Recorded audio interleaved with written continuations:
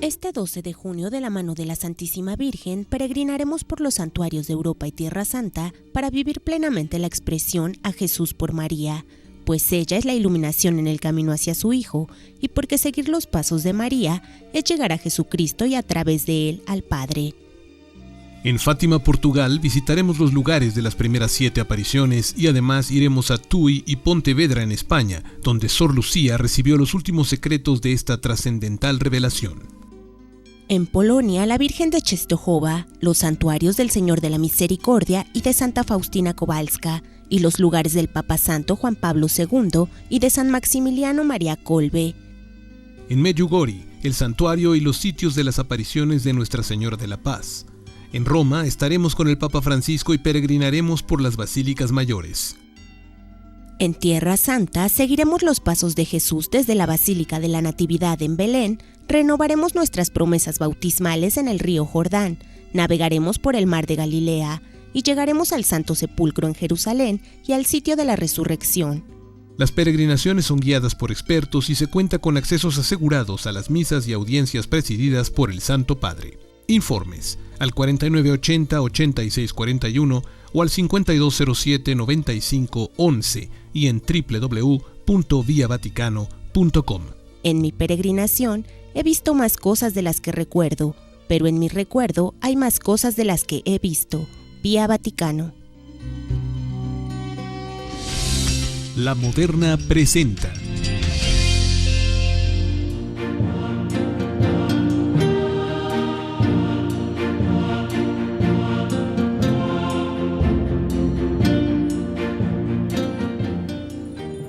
Continuamos, queridos amigos, en Ver y Creer, hoy con el tema de las cruzadas. Y pues un gran santo, San Bernardo de Claraval, fue quien predicó la segunda cruzada. Le invito a que nos acerquemos a conocer la importante figura de este santo, en cuyos brazos murió San Malaquías, el obispo de Armagh, Irlanda, el 1 de noviembre de 1148 en Claraval, donde fue sepultado con el hábito de San Bernardo. 5 años más tarde, cuando murió San Bernardo, fue sepultado junto a su amigo San Malaquías con el hábito que él llevaba al morir. Vayamos a conocer esta breve hagiografía de San Bernardo de Claraval.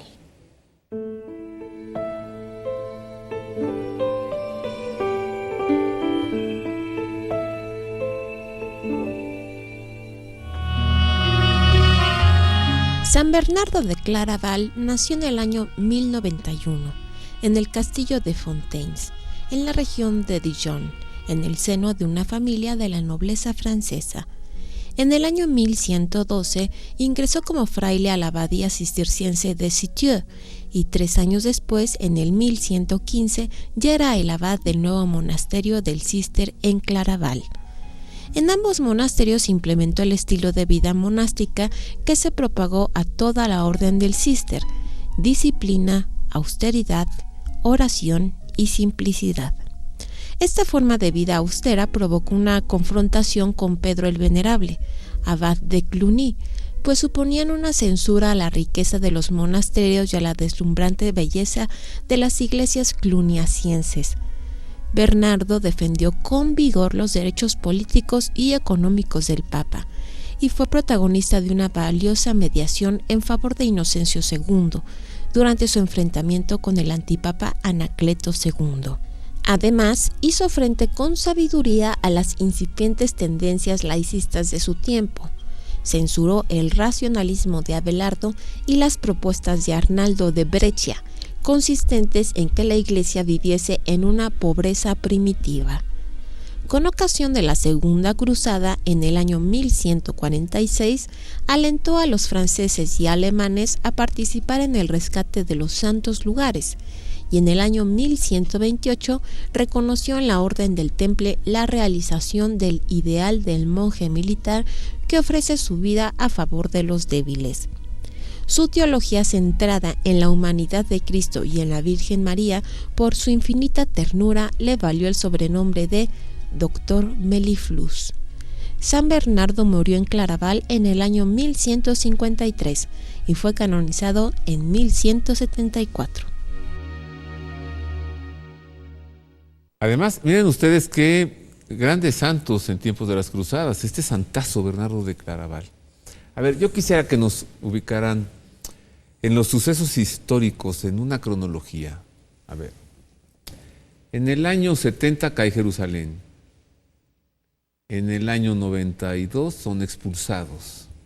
¿Qué sucede mientras? Hasta que llega Santa Elena, la madre de Constantino, recupera reliquias y luego las cruzadas. ¿Qué sucedió en ese entonces cuando los judíos tuvieron que salir de allí y entraron los árabes? Bueno, el 70 es semidestruido.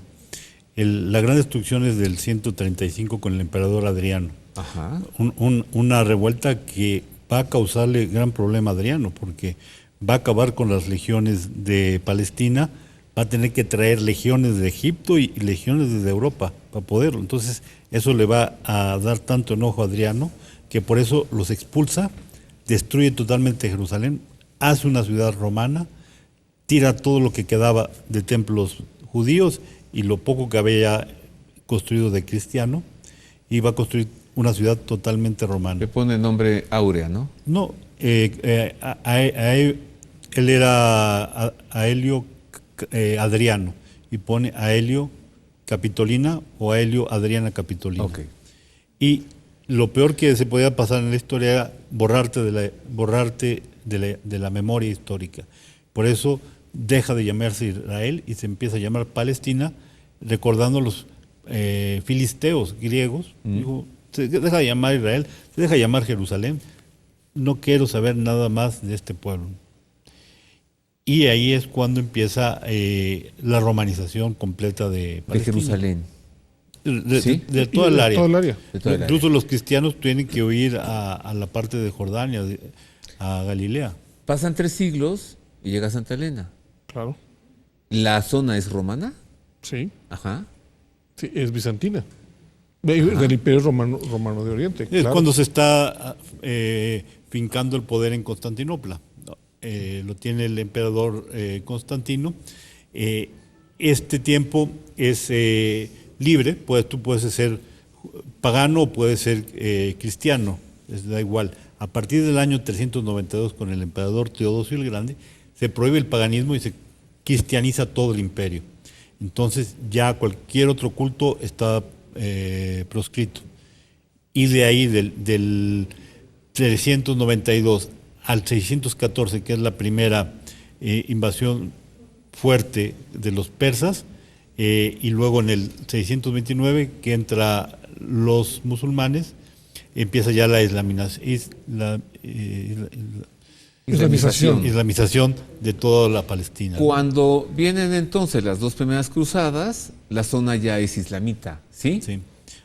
Cuando Godofredo de Bouillon se implementa como pero señor de Jerusalén. tenemos ciudades como Alepo, que siguen siendo católicas, cristianas.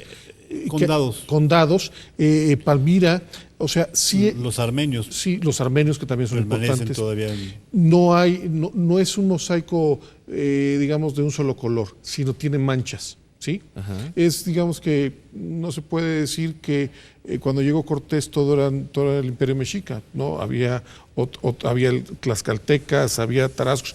Ahí es lo mismo, o sea, aquí pasa lo mismo. Entonces, pero además hay que decirlo, o sea, la ciudad de Constantinopla se hace porque no se puede, Roma es tan pagana y hay tantas cosas que buscan el mejor lugar para poder establecer el reino de Dios. Y se hace Bizancio, ¿no? Esa ciudad Constantinopla. Además de que cuando llegan los musulmanes son en Alepo, ¿sí?, quienes les dan todo los Sócrates, los textos de griegos y romanos antiguos a los musulmanes. Los musulmanes no quieren la literatura, la poesía, van por las matemáticas y la ciencia. O sea, somos nosotros, o sea, es la cristiandad quien les da los textos y fíjate, sí, pero es lo que nos han dicho, al contrario. Claro, ellos los llevaron a una España medieval, pero somos nosotros quien teníamos esos conocimientos. Y son los cristianos de Alepo. Bueno, con Justiniano, cuando cierra la escuela de Atenas, todo el conocimiento que había, sobre todo en filosofía, medicina, se va hacia la parte de Edesa, y luego a Bagdad. Y todo ese conocimiento ellos lo van a recibir y lo van a engrandecer. O sea, casi todas las obras de Platón, de Aristóteles y todo, van a ser traducidas a las lenguas latinas a través del árabe. O sea, no es una traducción directa del griego al latino, al francés, sino van a ser a través del árabe, porque ellos van a recuperar todo ese conocimiento. ¿Y esto gracias a las cruzadas? No, es mucho anterior. Es mucho antes. Bueno, conozcamos ahora otros cruzados, otros caballeros también.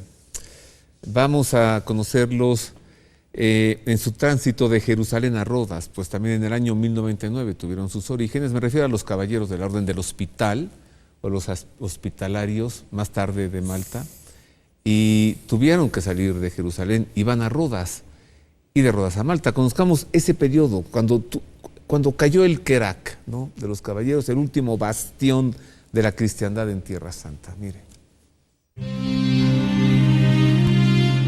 Los orígenes de la soberana y militar Orden Hospitalaria de San Juan de Jerusalén, de Rodas y de Malta se remontan al año 1050, cuando algunos mercaderes de la antigua República Marinera de Amalfi obtuvieron del califa de Egipto el permiso para construir en Jerusalén una iglesia, un convento y un hospital en el que se pudiera brindar asistencia a los peregrinos de cualquier fe o raza. La Orden de San Juan de Jerusalén, la comunidad monástica dedicada a la gestión del hospital para asistencia a los peregrinos en Tierra Santa, se hizo independiente bajo la dirección del beato Gerardo. Con la bula del 15 de febrero de 1113, el Papa Pascual II aprobó la fundación del hospital, con derecho a elegir libremente a los superiores, sin interferencia de otras autoridades laicas o religiosas, y lo puso bajo la tutela de la Santa Sede. En virtud de aquella bula, el hospital se transformó en una orden de la Iglesia. La Constitución del Reino de Jerusalén, por obra de los cruzados, obligó a la orden a asumir la defensa militar de los enfermos, de los peregrinos y de los territorios conquistados por los cruzados a los musulmanes. A la misión hospitalaria se sumó así el deber de la defensa de la cristiandad y la orden pasó a ser religiosa, hospitalaria y militar a la vez. Los caballeros nunca dejaron de ser religiosos, ligados por 3 votos monásticos, de pobreza, castidad y obediencia. Con el tiempo, fue adoptada la cruz octagonal blanca, que hasta hoy es símbolo de la orden. Tras la pérdida del último baluarte en Tierra Santa, en 1291, los caballeros tuvieron que buscar nuevos territorios donde establecerse, y lo hicieron, primero en Chipre y luego en 1310 en la isla de Rodas, y como la defensa del mundo cristiano exigía la existencia de una fuerza naval, la orden tuvo que implementar desde Rodas una potente flota que patrullara los mares del Mediterráneo oriental, razón que les valió a los caballeros el sobrenombre de escorpiones negros del Mediterráneo por parte de los infieles sarracenos y musulmanes. Después de 6 meses de asedio y de crueles combates con la flota y el ejército del sultán Solimán el Magnífico, en 1523 los caballeros tuvieron que rendirse, abandonando la isla de Rodas con honores militares. ¿Qué historia, no le parece? A ver, tiene sus orígenes en Tierra Santa, en Jerusalén, para atender a los peregrinos, para atender a los enfermos, para darles hospedaje. Tras las cruzadas, ellos que sin deberla ni temerla, ¿no? Tienen que salir de Jerusalén e ir a Rodas y una nueva misión, patrullar el Mediterráneo oriental para defender a los barcos cristianos de los constantes ataques musulmanes, siempre con la misma, para crucificar y para decapitar cristianos. Las cosas que les hacían, Fernando, claro, se salían de todo protocolo militar, o sea, eran una verdadera hazaña porque eres cristiano. ¿O no? Así es, o sea, era una barbaridad. Ahí están los relatos, tanto venecianos y españoles y franceses, de lo que pasaba con estas personas, ¿no? Además, era tan cruel que varios de los genízaros tomaban de las costas del Mediterráneo cristianas a niños, y entonces les decían: mira, tu papá no te quiso, tus papás no quisieron, no pagaron el rescate por ti, los iban envenenando, y estos crecían con un odio hacia el cristianismo, y era la primer línea de ataque del ejército, del ejército otomano. O sea, esto es un envenenamiento a esos niños de tierna edad que le dijeron, tus papás no te quieren. Qué horror. Y cuando capturaban cristianos, les cortaban las manos y los pies. Claro, por les eso arrancaban la piel en vida, ¿no? Por eso surge también una de las órdenes, la Orden de la Merced, que va a reunir fondos para pagar los rescates de estos hombres, y cuando ya no se puede pagar el rescate porque no hay dinero, estos monjes se cambian por él. Como otro gran santo, ¿no? San Ramón Nonnato. Así es.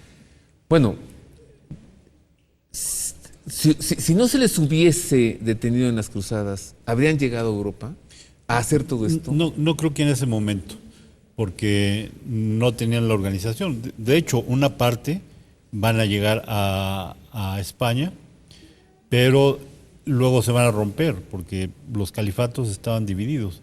Entonces, prácticamente los musulmanes de España eran independientes de la parte oriental, de Siria o de El Cairo, que eran los dos. En un inicio sí, pero luego estaban divididos. O sea, era muy difícil que pudieran llegar. Ya cuando los turcos, los otomanos, se hacen el gran imperio, entonces sí.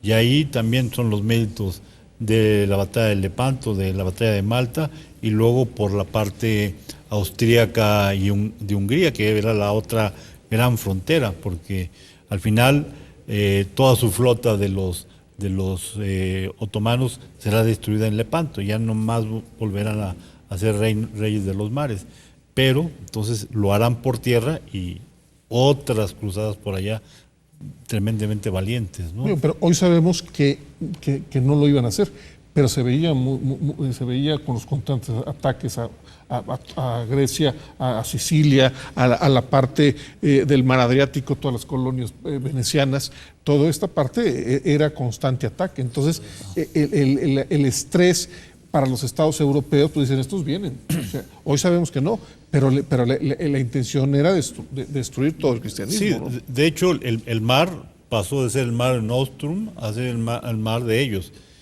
y no se comerciaba más. Que eso al final será bueno para el cristianismo, porque el cristianismo en esa época feudal va a dejar de comprar lujos, porque ya no había especies, ya no había perfumes, ya no había productos de Oriente que eran muy atractivos para las mujeres, para el lujo. Entonces, prácticamente el dinero desaparece, porque ya todo se vuelve otra vez al intercambio.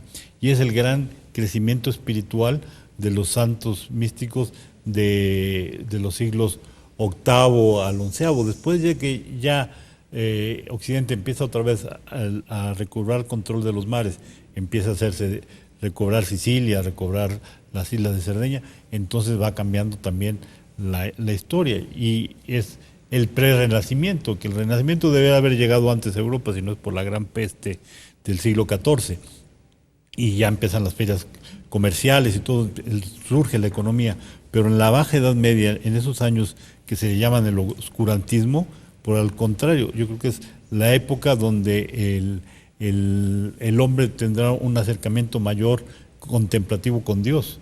Es el inicio de las universidades, el inicio de la filosofía y la teología de Santo Tomás de Aquino, ¿no? Boloña. Bueno, qué bien lo dijiste, Ángel. Ahora, se nos ha pasado una hora, parece mentira, ya se fue una hora. Y apenas hemos comenzado a hablar. Faltan las demás cruzadas. Cuarta, quinta, sexta, séptima, octava cruzada. Falta conocer a un gran santo, rey de Francia, San Luis. Vamos a hacer una pausa de una semana, ¿le parece? Y hagamos una segunda parte de este programa. ¿Están dispuestos ustedes a venir? Sí, encantados. ¿Otra vez? ¿La próxima semana? Claro que sí. Creo que vale la pena el tema, hacer una segunda parte, ¿no? Así que queda establecida la cita. Nos vemos pues la próxima semana, la segunda parte de las cruzadas. Muchas gracias por haber estado con nosotros. Gracias, Fernando. Gracias a ti por invitarnos. Gracias, Ángel. No, gracias a ti y a Fernando. Por su sapiencia y por compartirla con nosotros. Muchas gracias. Les recuerdo, comenzamos 9 de junio, sábado, el curso de San Marcos en el Auditorio de la Esperanza de María, todos los sábados de 4:30 a 6:30 de la tarde, gratuito. Feliz semana, nos vemos la próxima semana, la segunda parte de las cruzadas. Dios le guarde.